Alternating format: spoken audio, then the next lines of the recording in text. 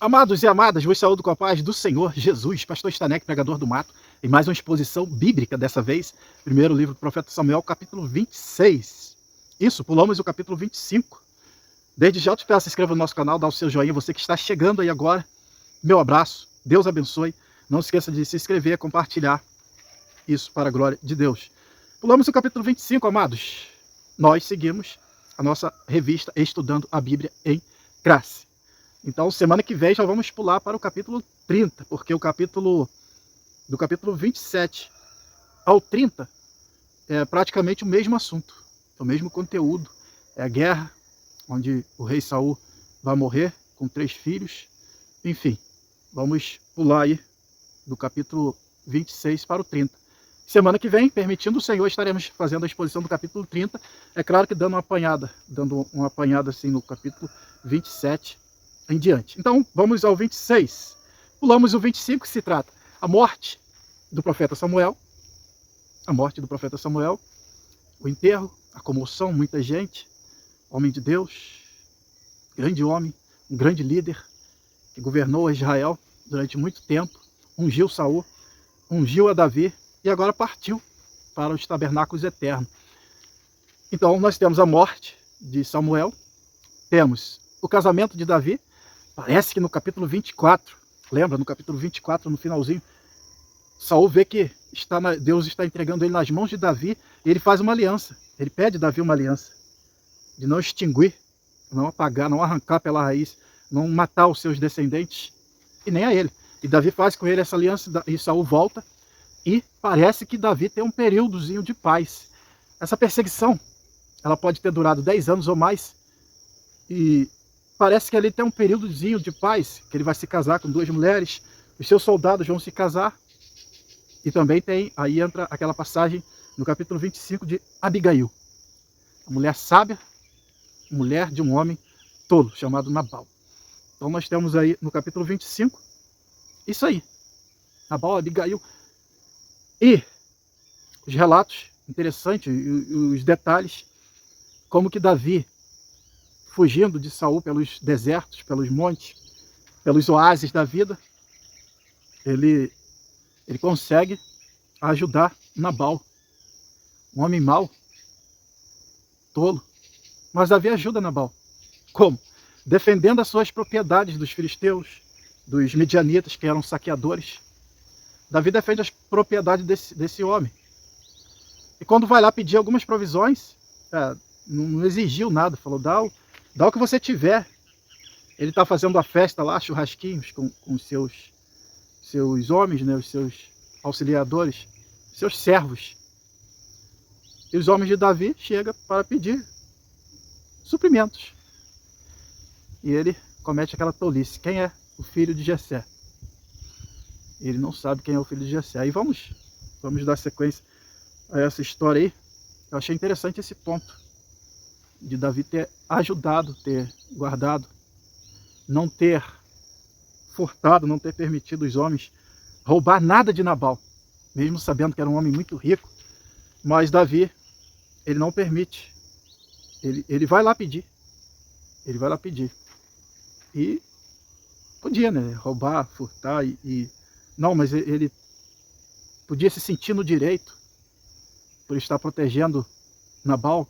Quantas pessoas se sentem no direito? Eu me sinto no direito. E vai lá, arranca plantações no terreno dos outros. Às vezes porque é vizinho. Ele se sente no direito porque está do lado do seu terreno, o vizinho quase não vem. E ele arranca frutas, se sente no direito. E esse negócio de se sentir, isso é uma problemática doida. Isso aí dá muito problema. Então Davi não vai se sentir no direito, não. Ele vai lá pedir.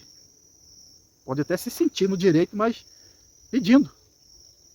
Ele vai lá pedir. Às vezes a gente arruma encrenca, uma árvore, até que a lei diz que o fruto que passar da cerca para fora, para dentro é do proprietário, da cerca para fora, ou se tiver da cerca para a rua, ou da cerca para o terreno do vizinho, aí você se sente no direito de arrancar fruto. Não, pede, porque isso causa morte.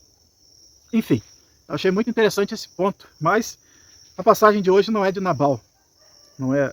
Pulamos aí o capítulo 25 e estamos no 26, no capítulo 26. No capítulo 23, vamos fazer uma retrospectiva, porque está dentro do assunto. No capítulo 23, Davi foge para Zif, a terra dos Zifeus, no sul de Judá, uma região muito grande, onde habitava os Zifeus.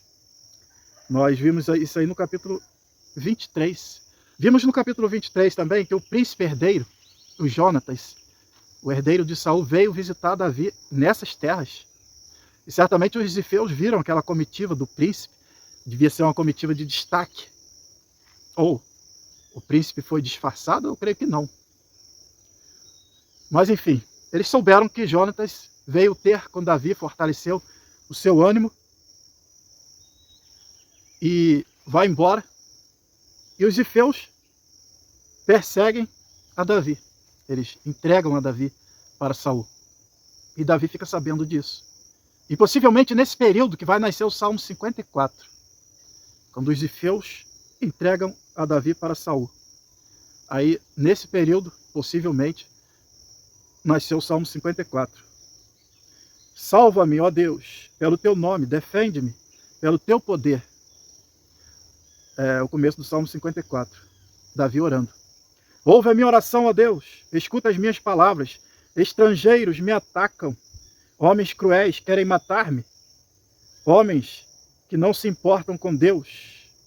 Certamente Deus é o meu auxílio, e o Senhor que me sustém.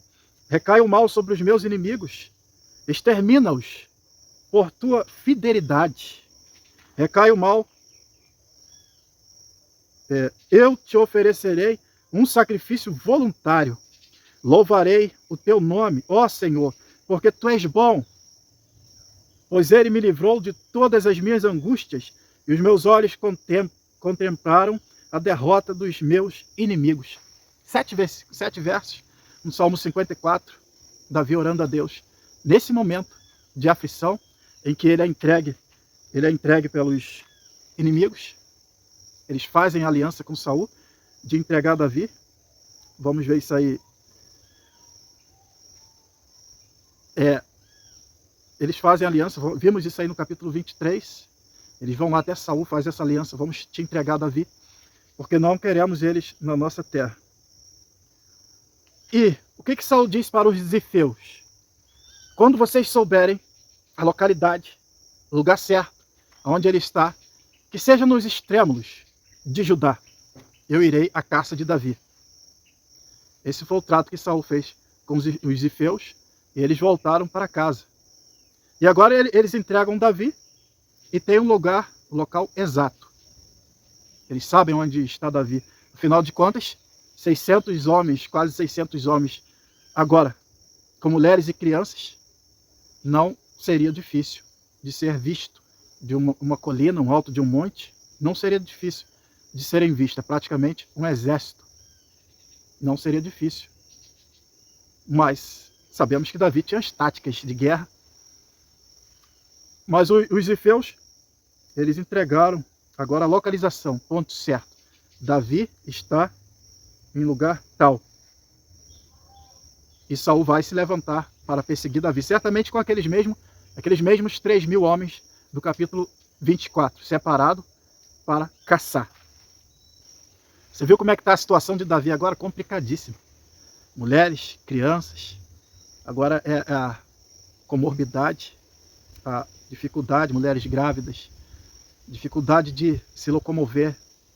Agora tem todo um cuidado, envolve muitas coisas agora, porque eles estão em famílias, não é só aqueles 400, ou era 400 que era anteriormente, agora é mais de 600, e estão em família.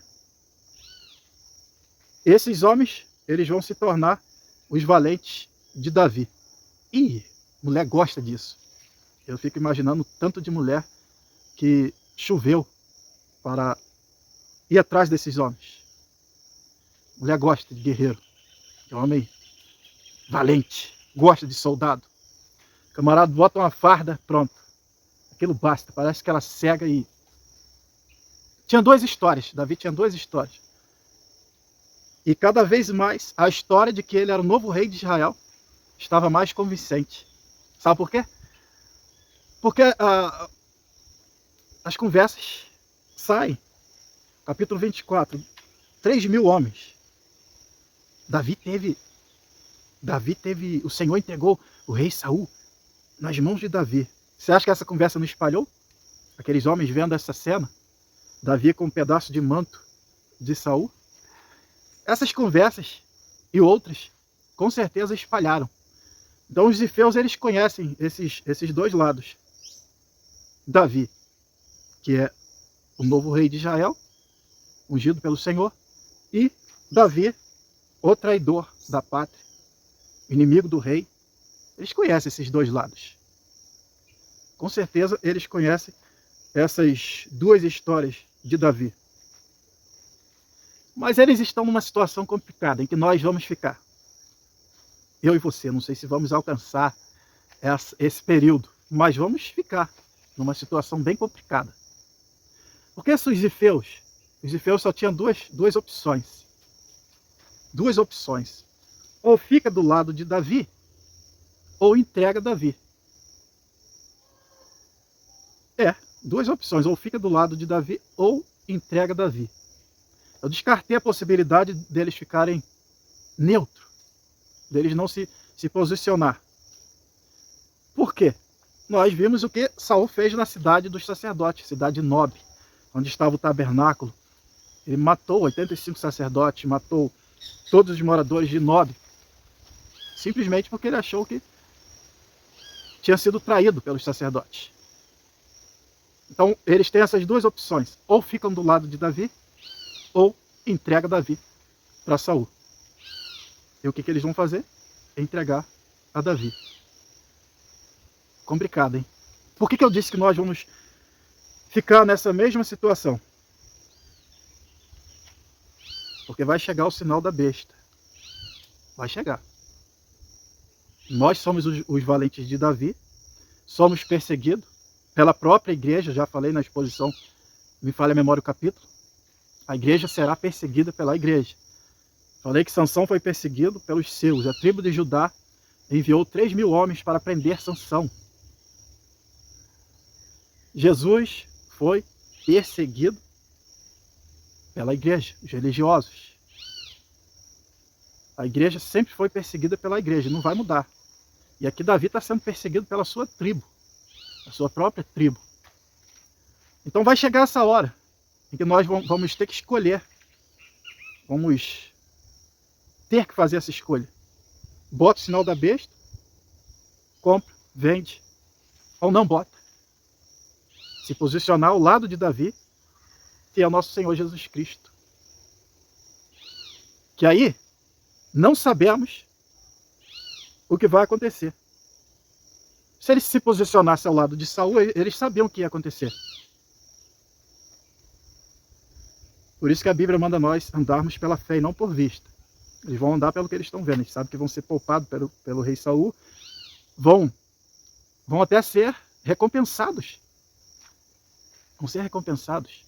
Qual a recompensa do sinal da besta? Comprar e vender. Mas se eles se posicionam ao lado de Davi, aí possivelmente a morte. E nós vamos ter que fazer essas escolhas. Aparentemente a morte, que não seria, que não foi porque Deus estava protegendo Davi. Como Deus, o Senhor Jesus estará protegendo aqueles que não receberem o sinal da besta. Mas, se vir a morte, por isso que nós temos que se posicionar pela fé. Porque se a morte vir, nós temos que buscar de Deus a fé, a graça, para falar como o apóstolo Paulo. Quando estivermos caminhando para a morte. Onde está a tua vitória? Cadê os seus aguilhões para me prender? Aleluia. Combati o bom combate, acabei a carreira, guardei a fé, agora só me resta a coroa da justiça. É bom, amados, pontuar isso aqui porque está chegando essa hora. E cada vez que acontece mais coisa, cada vez que fica mais difícil, mais estreita para a igreja, a hora final se aproxima. eu digo, ora vem, Senhor Jesus. Não, aí tem gente que quer ficar do lado de Saul, quer ter uma falsa paz, uma falsa estabilidade. Como eu disse na outra exposição, oh glória, aleluia, a igreja sempre caminhando. A igreja está caminhando para Canaã celestial. Aleluia. Não será que o nosso descanso, né? Tem gente se unindo a Saul para ter uma falsa paz. E a paz de Cristo não é como o mundo dá paz. A paz de Cristo é no interior. Haverá paz no vale, diz o hino. Então, é bom pontuar isso aqui. Nós estaremos nessa situação, se Jesus não vir antes, ou se nós não formos ao encontro dele antes. Certo é que a igreja passará por isso. Sinal da besta. Então, no capítulo 26, 23, do 19 ao 21, os zifeus foram informar a Saul, em Gibeá, Davi está escondido entre nós, nas fortalezas, em Oreza, na colina de Aquilá, ao sul do deserto de Gesimon. Agora, ó rei, vá, quando quiser, e nós seremos responsáveis por entregá-lo em suas mãos. Saul respondeu, o Senhor vos abençoe. Esse homem está sem Deus. Esse homem está sem Deus. Então tá feito o trato aqui no capítulo 23, e agora no capítulo 26, eles dão endereço. Eles dão endereço para Saul. Então vai que certamente aqueles 3.000 homens, que eu fiz na exposição passada, separado, treinado para caçar, não seria qualquer homem, foi selecionado. Os homens selecionados para procurar Davi. Então já entramos aqui no capítulo 26, do 1 ao 3, já fiz o comentário aqui. Os zifeus combinam em entregar a Davi. No versículo 4, Davi enviou espiões. Ele ficou sabendo, Saul estava vindo ao encontro dele, e ele envia espias. Ele envia homens para fazer espiar possivelmente onde Saul já estava. Agora está complicado para Davi, né? Mulheres, crianças, não é só sair correndo. Então ele tem que se precaver, tem que desmontar a tenda. Meu Deus. O negócio complicou para Davi. Complicou mesmo. É bom destacar esses detalhes que a gente passa batido lendo o texto, né? Mas está complicado aqui para Davi. Ele envia espias, fica aí. Sobe no Monte Alto e 3.000 homens seria fácil de serem vistos. Versículo 5 ao 7. Aí o espia chega e fala, Saul está vindo. Davi sai, sobe numa colina, certamente, um monte estreito, e vê Saul indo com os 3.000 homens, mas acampado. A Bíblia diz que Davi vê, então ainda é dia. Se fosse à noite ele não conseguiria ver. Ainda é dia ou é tarde, não sei. Sei que a Bíblia diz que Davi, ele vai ver Saul acampado. E ele devia ter chegado a uma distância bem próxima, que ele viu até a formação. Aquela formação, aquele círculo, Saul no meio, os soldados em volta. Enfim, ele vê aquela cena, ele fica preocupado. Ele decide ir ao acampamento de Saul. Agora imagine você indo ao acampamento do seu inimigo, indo de encontro com o seu inimigo. Aí você deve estar pensando assim, Deus que mandou ele ir? Por que levou Davi a tomar aquela decisão de descer ao acampamento do inimigo à noite? O que levou Davi a tomar essa decisão? Às vezes nós precisamos ser movidos pela fé. Como diz o Provérbios, o leão não está no caminho. Como dizia um pastor meu, já dorme no Senhor, Deus opera na decisão do homem. Até uma indecisão é uma decisão, você decidiu não decidir. Vamos tentar imaginar o que Davi estava pensando quando ele vai ao encontro do inimigo. A coragem é muito bom. A coragem não é a ausência do medo. O medo é bom. Temos que ter medo. Por exemplo, quando garoto, a gente mergulha de cabeça. Mas depois a experiência nos traz o temor, o medo, o respeito. Mas o medo, a coragem não é a ausência do medo, é o domínio. Então Davi, ele tem o domínio do medo. E ele é cheio do Espírito de Deus. A Bíblia diz que o verdadeiro amor lança fora todo medo. E quem produz o verdadeiro amor é o Espírito. Um dos frutos do Espírito é o amor. Então Davi está indo para o encontro com o inimigo. Muitas das vezes a gente tem que levantar e ir. E Deus fica olhando. Deus opera na decisão do homem. O leão não está no caminho. Deus não se agrada de crente que fica em cima do muro. Não é quente e nem frio, é morno. Davi está indo. Agora ele tem uma família ele tem famílias para proteger. Ele tem filhos. Ele tem 3 esposas. Será o que ele está pensando? Vou me render a Saul para livrar a minha família, para livrar a família dos meus homens. Muitas coisas devem ter passado pela cabeça de Davi. Aquele momento de aflição. Vou fazer um acordo com Saul. Não sei o que ele está pensando. Ou você acha que Davi saiu ao encontro de Saul sabendo que todos estariam dormindo? Davi está caminhando com a cabeça fervendo certamente, e Deus está providenciando a vitória. Aleluia. Talvez você não teve a vitória ainda porque não levantou.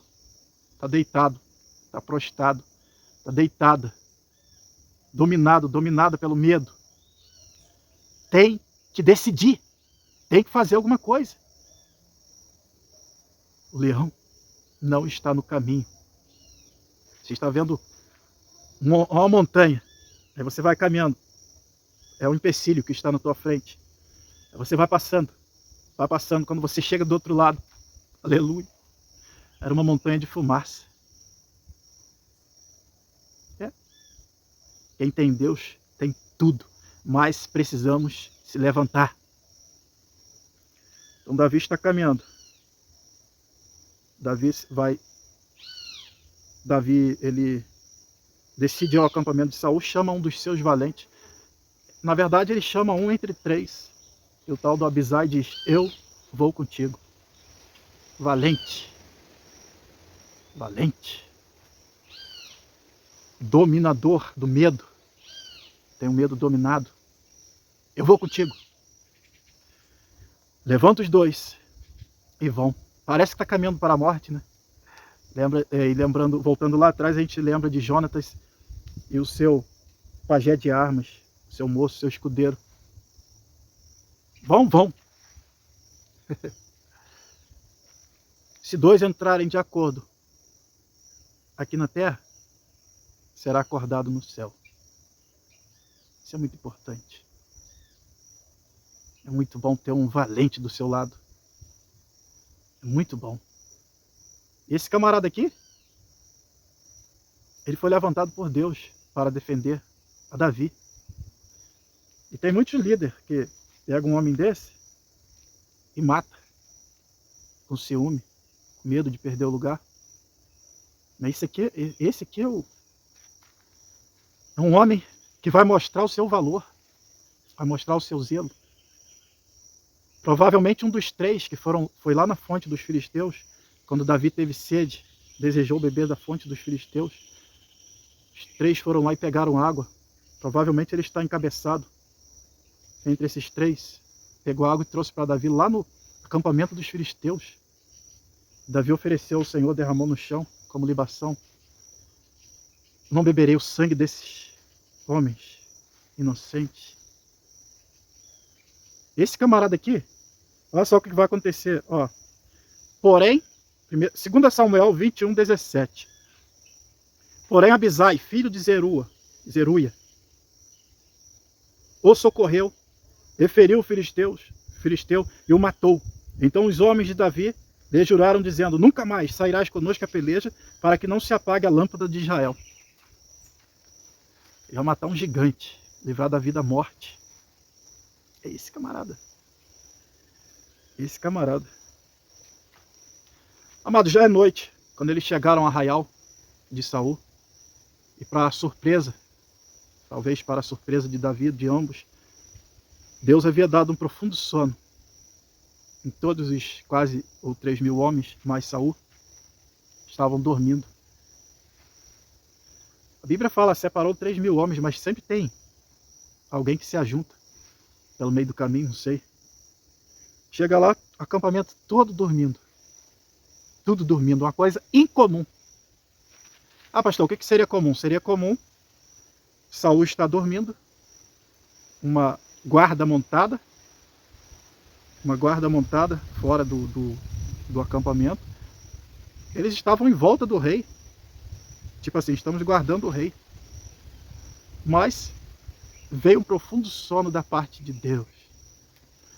É bom pontuar que Deus tira o sono, Deus dá o sono, Deus um sono profundo no primeiro homem.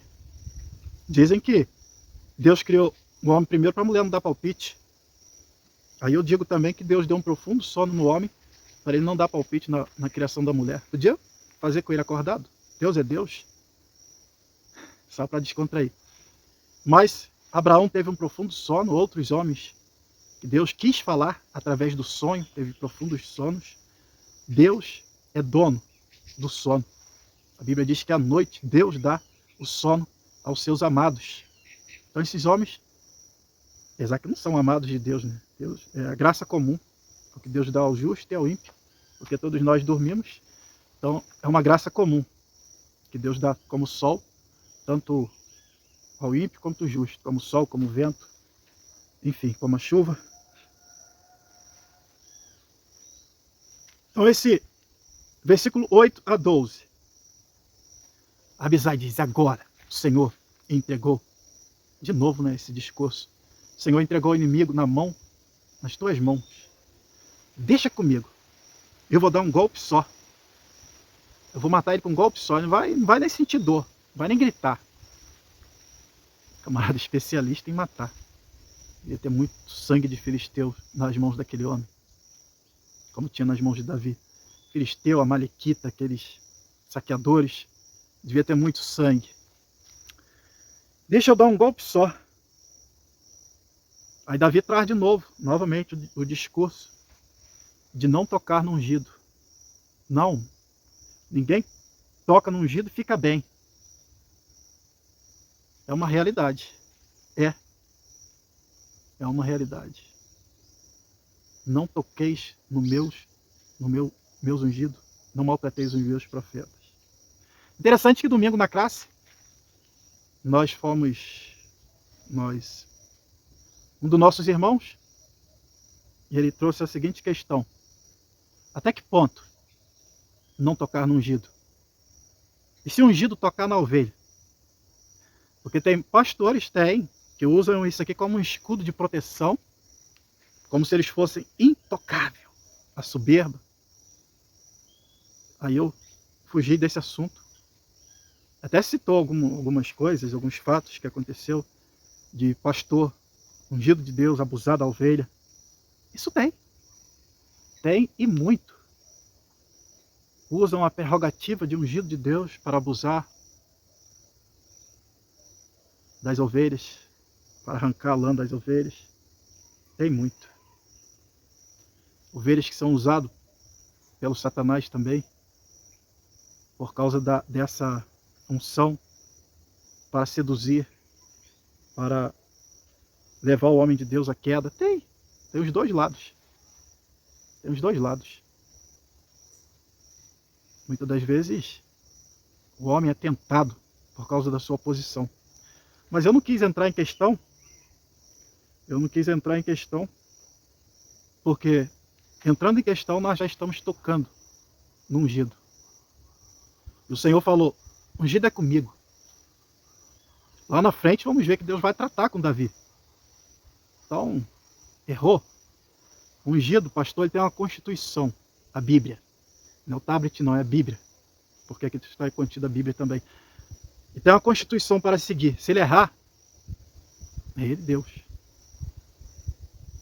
Ele e Deus. Agora, o apóstolo Paulo nos orienta acerca disso aqui. Olha só o que ele fala aqui, ó. Não aceite, não aceite, não aceite acusações contra o presbítero. Presbítero é o mesmo que pastor. Não aceite acusações contra o pastor, senão.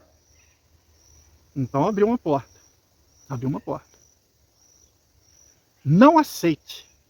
Se você não é para aceitar acusação, é para acusar? Ué, não aceite nem acusa. Não aceite acusações contra o pastor, senão com 2 ou 3 testemunhas. Abriu a porta. 2 ou 3 testemunhas. Aos que pecarem, repreenda-os na presença de todos, para que também os outros tenham temor. Para que também os outros saibam que não são intocáveis e tenham temor de Deus. Versículo 13 ao 16. Versículo 13 ao 16. Davi vai subir numa colina, um monte estreito. Já viu uma colina, um monte estreito, um monte agudo. Ele vai subir numa colina e vai gritar lá de cima. Abner! O Abner! O comandante de Saul. Eles vão ficar todos apavorados. Aí, não sei se ainda é de noite. Certamente, Davi não esperou até o dia amanhecer, será? Para chamar? Ou esperou? Aí é um assunto complexo. Porque na época não tinha lanterna. Davi vai perguntar, onde está o jarro do rei? O jarro d'água. Onde está a lança? O Saul era apaixonado por aquela lança. Nós vamos ver ele em todos os momentos com aquela lança na mão, ou próximo de si. Imagina pegar um objeto que você gosta tanto. Nós, por exemplo, eu trabalho na área da construção civil, tem as ferramentas que eu gosto. A gente gosta. A gente sempre tem um objeto que a gente se apega a ele. E Saul era essa lança, pelo que a gente vê. Em vários textos na Bíblia ele vai aparecer com essa lança. E ele crava ela próximo à sua cabeça. Não sei se era uma lança de ouro, não sei. Sei que ele gostava muito dessa lança. Não sei porquê, qual o motivo. Também não vem ao caso. Então Davi vai gritar a Abner, o comandante. Vocês são tudo digno de morte, vocês não guardaram o rei. Aí levanta todo mundo assustado. Enfim, não sei se já tinha amanhecido. Isso era de noite. Sei que não dá pra gente saber que hora que era, se Davi esperou amanhecer. Acredito que sim. Que até que ele sobe no monte e tal. Enfim, isso aqui não dá pra saber. São detalhes onde a Bíblia não fala, o homem se cala. Versículo 17. Saul reconhece a voz de Davi e diz, é você, meu filho? Ele se envolve naquele remorso que a gente já conhece. Versículo 19. Davi volta a falar nos conselheiros. Você lembra do capítulo 24? Versículo 9, que Davi diz assim, por que o rei dá atenção aos que dizem que eu pretendo lhe fazer mal? Ele volta a esse assunto. Davi continua acreditando que Saul é induzido a persegui-lo. Ele continua acreditando, ele não... Só pode ser induzido a me perseguir. Ele continua, quer ver? No versículo 19, do capítulo 26, que nós estamos estudando. Que o rei, meu senhor, escute as palavras de teu servo. Se o Senhor o instigou contra mim, então que ele aceite uma oferta. Quer dizer, se foi Deus que te instigou contra mim, que ele aceite uma oferta. Aí agora ele vai entrar nos homens, nos conselheiros. Se, porém, são homens que o fizeram, aí ele pega pesado. Agora ele pega pesado. Que sejam amaldiçoados perante o Senhor. Eles agora me afastaram da minha porção na herança do Senhor e disseram, vá, preste culto a outros deuses. Agora que o meu sangue não caia sobre a terra, longe da presença do Senhor, o rei de Israel saiu à procura de uma pulga, como alguém que caça uma perdiz nos montes. Novamente, o mesmo discurso do capítulo 24. Só que agora ele pega pesado com os conselheiros do rei Saul. Sejam amaldiçoados perante o Senhor. Eles querem me afastar da herança do Senhor, quer dizer, de Israel. Não sei se Davi aqui já está com propósito, que logo no capítulo 27 ele vai voltar para Gate, a terra dos filisteus.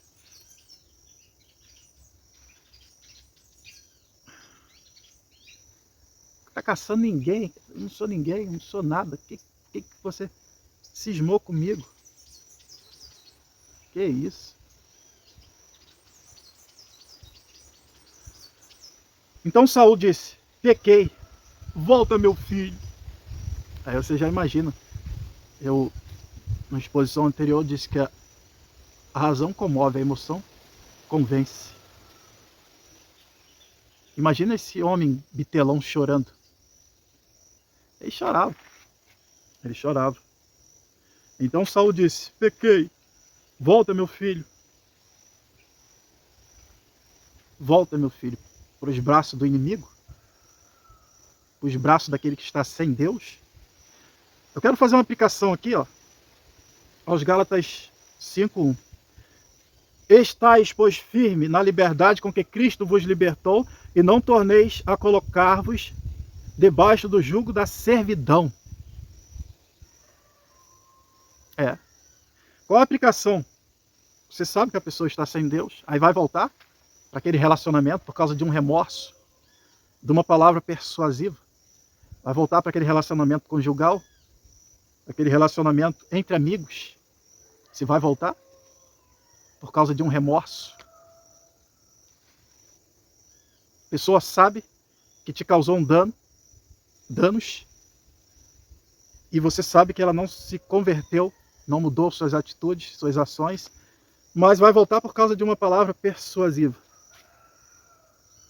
Vai voltar a ser escravo, tem certeza? Davi não voltou, não. Davi não voltou, não. Estejais, pois, firme na liberdade com que Cristo vos libertou. Se Jesus tirou essa pessoa do seu caminho, e ela vem com conversinha mole, a não ser que ela se converta, ó, tchau, tem volta não. Tem volta não. Habitar de novo com o inimigo, com uma pessoa oprimida, cuidado, hein? Davi não voltou, não.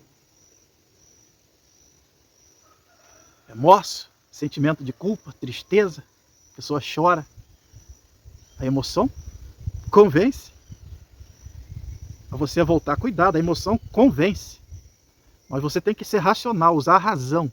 Não vou voltar para debaixo do jugo de servidão. Não. Talvez você está precisando dessa orientação e Deus está te dando agora. Amados, arrependimento. Saul não estava arrependido, tanto é que essa é uma das várias vezes que ele vai perseguir a Davi, a última vez. Para deixar bem claro, a última vez. É a última vez que ele vai perseguir Davi. Ele não está nada arrependido, é só remorso. Só remorso. Com arrependimento, arrependei-vos e convertei-vos, é mudar de direção. É deixar de praticar o mal. É você ver que a pessoa arrependeu-se, parou de beber, parou de fumar, parou de xingar, enfim, parou de ser violento, se converteu, mudou de direção, 90 graus. Aí sim, aí volta para a pessoa que está com Deus. Agora sem Deus, a não ser que você gostou de ser servo, ser escravo, ser apanhar. Jesus te libertou, fica livre. Passa as aflições, mas livre. goza dessa liberdade e não torne a meter-se debaixo do jugo da servidão. Aí vem um discursozinho barato, discursozinho que pode te convencer, mas não convenceu a Davi. Como hoje você considerou preciosa a minha vida, não lhe farei mal de novo. Tenho agido como um tolo e cometido um grande erro. Aí Davi vai responder: aqui está a sua querida lança e o seu jarro d'água. Mande um dos seus servos, dos moços, vir aqui pegar. Eu não vou ir levar, não. Quero distância de você. O Senhor, aí Davi entra com o discurso: o Senhor recompensa a justiça e a fidelidade de cada um. Ironia, né? Que justiça, fidelidade que tinha em Saul. O Senhor recompensa a justiça e a fidelidade de cada um. Ele o entregou nas minhas mãos hoje, mas eu não levantaria a mão contra o ungido do Senhor. Assim como eu hoje considerei a sua vida de grande valor, que o Senhor também considere a minha vida e me livre de toda angústia. Que o Senhor considere também a minha vida. Ele não está nem... Ele já está com a vida toda nas mãos de Deus. É assim que nós devemos estar. A vida nossa não pode estar na mão do inimigo. Tem que estar na mão de Deus. Que o Senhor, não é o Senhor Saul não, é o Senhor dos exércitos. Que o Senhor também considere a minha vida e me livre de toda angústia. Muitas são as aflições do justo, mas de todas o Senhor os livra. Está no Salmo 34, verso 9, se não me falha a memória.